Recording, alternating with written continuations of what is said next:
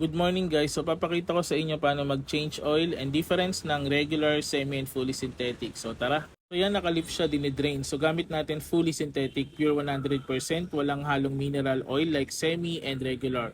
Optional, pwede ka gumamit ng flashing oil for drain, so para mas malinis. Gamit natin is Repsol na 10W40. So ayan. Then oil filter, kailangan isabay mo siya. Then sa pagsalpak ng oil filter, kailangan mahigpit siya. So maganda kung mayroong gamit na ganyan. Better naka-leaf para mas mahigpitan yung oil filter, then yung engine oil madrain talaga.